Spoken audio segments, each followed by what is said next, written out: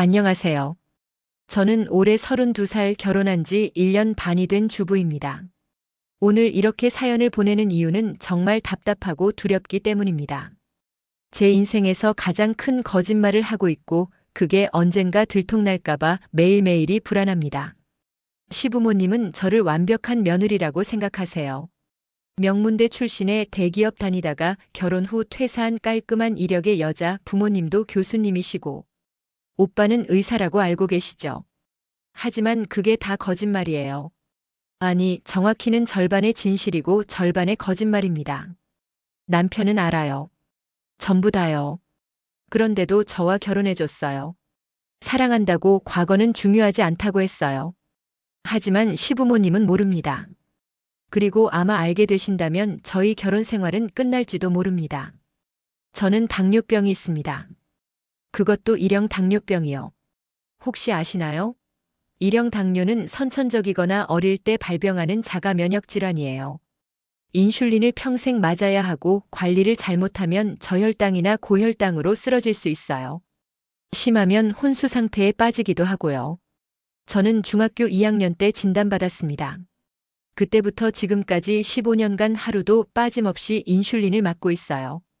결혼 전 남편에게는 솔직하게 말했어요. 처음엔 걱정했지만 제가 얼마나 잘 관리하고 있는지 보여드렸고 결국 괜찮다고 하더라고요. 우리 함께 관리하면 된다고 했어요. 그런데 시부모님께는 말하지 못했습니다. 왜냐하면 결혼 전 맞선 볼 때 시어머니가 이런 말씀을 하셨거든요. 우리 집안은 건강한 사람들만 있다고, 아들도 군대 갔다 와서 한 번도 병원 간 적이 없을 정도로 튼튼하고 며느리도 건강해야 손주들이 건강하게 태어나지 않겠냐고요. 그 말을 듣고 저는 입을 다물었습니다. 일형 당뇨는 유전될 확률이 있어요. 아주 낮긴 하지만 0%는 아닙니다. 그리고 임신했을 때 혈당 관리가 정말 중요해요. 태아에게 영향을 줄 수 있거든요.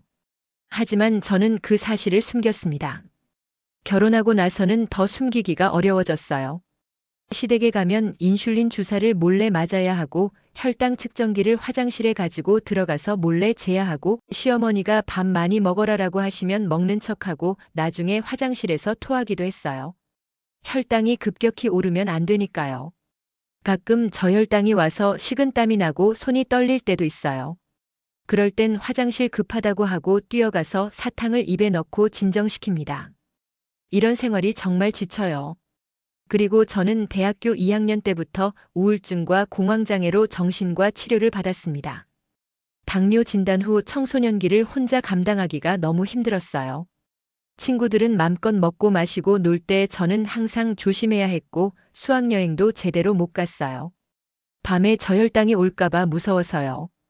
고등학교 때는 그냥 참았는데 대학 가서 완전히 무너졌어요. 어느 날 강의실에서 갑자기 숨이 안 쉬어지고 심장이 터질 것 같더라고요. 공황 발작이었어요. 그 후로 학교 가는 게 무서워졌고 사람 많은 곳에 가면 또 그럴까봐 두려웠어요. 결국 정신과에 갔고 우울증과 공황장애 진단을 받았습니다. 약을 먹기 시작했고 상담도 받았어요. 2년 정도 치료받고 많이 좋아졌습니다. 지금은 약도 끊었고 증상도 거의 없어요. 가끔 스트레스 받을 때 불안감이 올라오긴 하지만 호흡법으로 조절할 수 있어요. 하지만 이것도 시부모님은 모릅니다. 시어머니는 정신과 약 먹는 사람들은 정신이 약한 거라고 생각하시는 분이에요. 예전에 친척 중에 우울증으로 약 먹는 분이 있었는데 시어머니가 저 사람은 마음이 약해서 그래. 우리 아들은 절대 그런 집안 여자랑 결혼하면 안 된다고 하시는 걸 들었어요. 그 말을 듣고 저는 더더욱 숨기게 됐습니다. 그리고 결혼할 때 저희 부모님은 교수님이고 오빠는 의사라고 했어요. 절반은 맞고 절반은 틀렸습니다. 아버지는 정말 대학교 교수님이셨어요. 하지만 제가 고등학교 2학년 때 사업을 하시다가 실패하셨고 빚을 많이 지셨어요. 그 스트레스로 결국 뇌출혈로 쓰러지셨고 지금은 반신불수로 요양병원에 계세요. 어머니는 그 일로 정신적 충격을 받으셔서 우울증이 심해지셨고 지금은 동생과 함께 지방의 작은 원룸에 사세요. 생활보호 대상자예요. 오빠는 의사가 아니라 의대생이었어요. 하지만 아버지 사업 실패 후 학비를 낼 수 없어서 군대 갔다가 제대 후 복학하지 못했어요. 지금은 학원 강사를 하고 있어요. 그리고 저한테는 여동생이 하나 더 있어요. 발달장애가 있는 동생이요. 여동생은 지금 장애인 거주시설에 있어요. 정부 지원으로 들어갔고 거기서 생활하고 있어요. 한 달에 한 번 면회를 가는데 갈 때마다 가슴이 찢어져요. 시댁에서는 제가 외동딸인 줄 알아요. 명절 때 친정에 못 간다고 하면 시어머니가 외동딸이니까 부모님이 많이 서운하시겠다고 하세요. 그럴 때마다 가슴이 미어집니다. 친정에 못 가는 이유는 가족들이 다 뿔뿔이 흩어져 있고 모이면 다 티가 나니까요. 남편은 알아요. 한 번 같이 요양병원에 아버지 면회도 갔었고 동생도 만났어요. 남편은 괜찮다고 다 이해한다고 했어요. 하지만 시부모님이 아신다면 사기 결혼당했다고 생각하실 거예요. 저는 대기업 다니다가 결혼하면서 퇴사했다고 했어요. 반은 맞아요. 대기업에 다니긴 했어요. 하지만 정규직이 아니라 계약직이었어요. 그것도 6개월짜리 그리고 계약 만료되고 재계약 안 됐어요. 그 후로는 여러 회사를 옮겨 다녔어요. 작은 회사, 스타트업, 프리랜서, 안정적인 직장은 없었어요. 당뇨 때문에 스트레스 받으면 혈당 관리가 어려웠고 우울증이 재발할까봐 무리하지 못했거든요. 결혼 전 마지막으로 다니던 곳은 작은 무역회사였어요. 직원 5명 있는 곳이요. 거기서 1년 반 다니다가 남편 만나서 결혼하면서 그만뒀어요. 하지만 시부모님께는 대기업 마케팅팀에서 일했다고 했어요. 남편이 포장을 좀 해서 말해줬거든요. 저는 아니라고 작은 회사 다녔다고 정정할 수도 없었고요. 시어머니는 가끔 대기업 다니다가 집안일만 하려니 답답하지 않냐고 물으세요. 저는 괜찮다고 가정이 우선이라고 웃어요. 거짓말이 거짓말을 낳고 있어요. 그리고 이건 정말 말하기 힘든 비밀인데 저는 고등학교 때 학교 폭력을 당했어요. 당뇨병이 있다는 게 알려지면서 시작됐어요. 체육 시간에 저혈당이 와서 쓰러진 적이 있었는데 그게 소문이 났고 병신이라느니 약쟁이라느니 놀림받기 시작했어요. 처음엔 말로만 괴롭히다가 나중에는 제 사물함에 인슐린 주사를 숨기거나 혈당 측정 스트립을 벌이기도 했어요. 한 번은 급식실에서 제 밥에 설탕을 잔뜩 넣어놔서 그걸 모르고 먹었다가 혈당이 급상승해서 응급실에 실려간 적도 있어요. 그 일로 더 심하게 괴롭힘을 당했고 결국 자퇴했어요. 검정고시로 고등학교 졸업장을 땄고 재수해서 대학에 갔어요. 그 시기의 기억들이 아직도 악몽으로 나와요. 가끔 밤에 식은땀을 흘리며 깨는데 남편이 괜찮냐고 물으면 꿈 꿨다고 얼버무려요. 시부모님은 제가 명문여고를 나왔다고 알고 계세요. 남편이 제 고등학교 졸업장을 보여달라고 한 적이 없으니까 거짓말이 들키지 않았어요. 하지만 언젠가 동창회 얘기라도 나오면 어쩌죠? 결혼하고 시댁 근처로 이사했어요. 걸어서 10분 거리예요. 시어머니는 거의 매일 오세요. 아침에 시장 보고 오시면서 반찬을 갖다 주시거나 그냥 얼굴 보고 싶어서 오세요. 처음에는 좋았어요. 친정엄마처럼 잘해주시니까요. 하지만 점점 숨 막혀요. 제가 인슐린을 맞는 시간은 식전이에요. 아침, 점심, 저녁 먹기 30분 전에 맞아야 해요. 시어머니가 갑자기 오시면 화장실에 숨어서 맞아야 하는데 왜 이렇게 화장실을 자주 가냐고 물으실 때도 있어요. 냉장고에 인슐린을 보관하는데 시어머니가 냉장고를 열어볼 때마다 가슴이 철렁해요. 다행히 인슐린 펜은 작아서 야채 서랍 뒤에 숨겨뒀는데 언젠가 보이면 어쩌죠? 혈당 측정기는 화장대 서랍 깊숙이 숨겨뒀어요. 근데 며칠 전에 시어머니가 청소를 도와주신다며 방에 들어오신 적이 있어서 그때 정말 식은땀이 났어요. 식사도 스트레스예요. 시어머니가 음식을 많이 주세요. 많이 먹어야 손주 낳는다고 하시면서요. 근데 저는 탄수화물 양을 정확히 계산해서 먹어야 하거든요. 밥 한 공기가 몇 그램인지, 반찬에 설탕이 얼마나 들어갔는지 다 고려해야 해요. 그래서 먹는 척하고 남기거나 나중에 화장실에서 토하기도 해요. 건강하지 못한 방법인 거 알아요. 하지만 어쩔 수 없어요. 결혼한 지 1년 반이 됐는데 아직 아기가 없어요. 시어머니는 요즘 은근히 압박하세요. 병원은 다녀봤냐고, 우리 아들 정자 검사는 해봤냐고, 빨리 손주 보고 싶다고요. 사실은 제가 미루고 있어요. 당뇨가 있으면 임신이 어려운 건 아니에요. 하지만 임신 전부터 혈당을 완벽하게 관리해야 하고 임신 중에도 굉장히 신경 써야 해요. 임신성 당뇨도 올 수 있고 태아가 너무 크게 자랄 수도 있고요. 그리고 무엇보다 시부모님이 아시게 되잖아요. 임신하면 산부인과에 가야 하고 제 병력을 다 얘기해야 하고 당뇨내과 선생님과도 협진해야 하고 숨길 수가 없어요. 남편은 이제 말하자고 해요. 임신 준비도 해야 하고 계속 숨기면 나만 힘들다고요. 근데 무서워요. 시어머니가 어떤 표정을 지으실까요? 실망하실까요? 아들한테 이혼하라고 하실까요? 2달 전에 정말 아찔한 일이 있었어요. 동네 병원에서 정기검진을 받고 나오는데 마침 시어머니가 그 병원 앞을 지나가시는 거예요. 어머 며느리 여기서 왜 그러시는 거예요? 순간 머릿속이 하얘졌어요. 저는 감기 기운이 있어서 약 받으러 왔다고 했어요. 시어머니가 그래 많이 아프냐고 얼굴이 안 좋다고 들어가서 같이 진료받을까 하시는 거예요. 저는 아니라고 괜찮다고 벌써 받았다고 했어요. 너무 과하게 반응해서 시어머니가 이상하게 보셨어요. 그날 저녁 남편한테 전화가 왔대요. 며느리 요즘 컨디션이 안 좋은 것 같은데 큰 병원에서 검진 받아보는 게 어떠냐고요. 남편은 괜찮다고 스트레스 좀 받았나 보다고 얼버무렸대요. 그 일 이후로 외출할 때마다 주변을 두리번거려요. 시어머니랑 마주칠까 봐요. 병원 갈 때는 멀리 있는 병원으로 가요. 동네에서 만날 가능성을 줄이려고요. 이게 정상적인 삶인가요? 지난달에는 정말 큰일 날 뻔했어요. 처방받은 약을 약국 봉투에 넣어서 가방에 넣어뒀는데 깜빡하고 그대로 뒀어요. 그날 시어머니가 오셨는데 제 가방이 소파에 있었고 가방이 쓰러지면서 약 봉투가 바닥에 떨어졌어요. 어머 이게 뭐냐고 약이라고 하시는 거예요. 심장이 멈추는 줄 알았어요. 저는 그거 영양제라고 요즘 피곤해서 먹는다고 했어요. 시어머니가 영양제를 약국에서 처방받냐고 하시길래 병원에서 권해줘서 철분제라고 했어요. 다행히 약 봉투에는 약 이름만 적혀 있고 병명은 안 적혀 있었어요.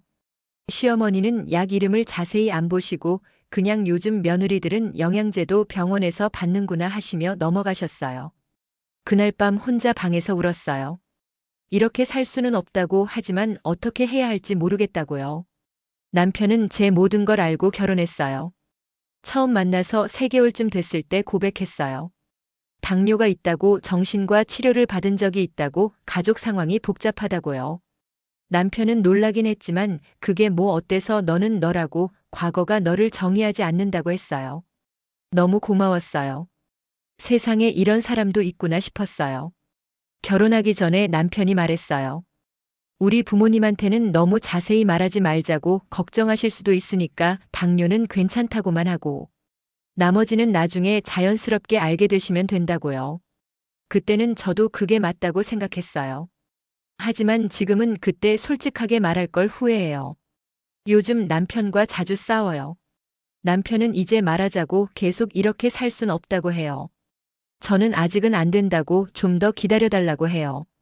남편은 언제까지냐고 아기는 어떡하냐고 물어요. 저는 모르겠다고 대답해요. 남편은 우리 부모님이 나쁜 분들 아니라고 이해하실 거라고 해요. 저는 넌 모른다고 시어머니가 평소에 뭐라고 하시는지 모른다고 소리쳐요. 이런 대화가 반복돼요. 남편은 답답해해요. 저는 무서워요. 며칠 전에는 남편이 이런 말까지 했어요. 당신이 계속 이렇게 나오면 나는 어떻게 해야 되냐고 부모님과 아내 사이에서 거짓말쟁이가 되는 거라고요. 그 말에 가슴이 찢어졌어요. 제가 남편을 거짓말쟁이로 만들고 있었네요. 남편 말이 맞아요. 이건 시한폭탄이에요. 임신하면 들킬 거고 안 하면 왜 안 하냐고 계속 물을 거고 병원에서 우연히 마주치면 들킬 거고 약 봉투를 또 발견하면 들킬 거고 동생 시설에서 연락 오면 들킬 거고 친정 방문하자고 하시면 들킬 거고 언젠가는 들킬 거예요. 그럼 차라리 제가 직접 말하는 게 나을까요? 하지만 용기가 안 나요. 가끔 상상해요. 들키는 순간을요. 시어머니가 냉장고를 정리하시다가 인슐린 펜을 발견하시는 거예요. 이게 뭐냐고 물으시면 저는 말을 못하고 이거 인슐린이라고 당뇨약이라고 누구 거냐고 설마 하시며 얼어붙은 저를 보시고 깨닫는 시어머니 내가 당뇨가 있었냐고, 언제부터냐고, 왜 말 안 했냐고 물으시면 저는 죄송하다고 중학교 때부터라고 대답할 거예요. 뭐라고 그럼 결혼 전부터 알고 있었다고 소리치실 거예요. 이어지는 폭풍이 상상돼요. 아니면 임신해서 산부인과에 가는데 시어머니가 따라오시겠다고 하세요. 의사 선생님이 기저질환 있냐고 물으면 저는 당뇨가 있다고 대답할 거고 옆에서 시어머니가 며느리가 당뇨가 있냐고 놀라실 거예요. 일형 당뇨고 15년째 관리하고 있다고 하면 15년이라고 그럼 결혼 전부터냐고 물으실 거예요. 진료실에서 들키는 것 상상만 해도 끔찍해요. 아니면 이번 명절에는 친정 가보라고 우리도 같이 가겠다고 하시면 어떻게 할까요? 외동딸이니까 처가 식구들도 보고 싶으실 텐데 우리가 같이 가서 인사드리자고 하시면요. 그리고 가서 아무도 없는 집, 연락 안 되는 부모님, 발달장애 동생 얘기 전부 들키는 거예요. 들키고 나면 어떻게 될까요? 시어머니는 배신감을 느끼실 거예요. 우리를 속였다고요. 시아버지는 조용히 실망하실 거예요. 남편은 중간에서 힘들어할 거예요. 이혼해라라고까지 하실까요? 아니면 아이는 낳지 말아라고 하실까요? 상상만 해도 숨이 막혀요. 얼마 전 익명 상담 게시판에 글을 올렸어요. 전문 상담사님이 답변해 주셨어요. 비밀은 계속 커진다고, 특히 건강 관련 비밀은 본인의 생명과도 직결되어 있다고요. 저혈당으로 쓰러졌을 때 주변 사람들이 상황을 모른다면 큰일 날 수 있다고요. 그리고 임신을 계획한다면 더더욱 말씀해야 한다고, 당뇨가 있는 상태에서 임신은 고위험 임신이 될 수 있고, 철저한 관리가 필요하다고, 가족의 협조 없이는 어렵다고 하셨어요. 용기를 내라고 남편과 함께 차근차근 설명하면 이해해 주실 거라고, 늦으면 늦을수록 더 힘들어진다고 하셨어요. 머리로는 이해해요. 말해야 한다는 거요. 근데 가슴이 말을 안 들어요. 며칠 전 남편이 제안했어요. 이렇게 하자고, 우리 둘이서 부모님 모시고 조용한 식당에 가자고, 거기서 천천히 얘기하는 거라고요. 내가 얼마나 잘 관리하고 있는지 지금은 괜찮다는 것도 보여드리자고요. 저는 거절하시면 어떻게 하냐고 물었어요.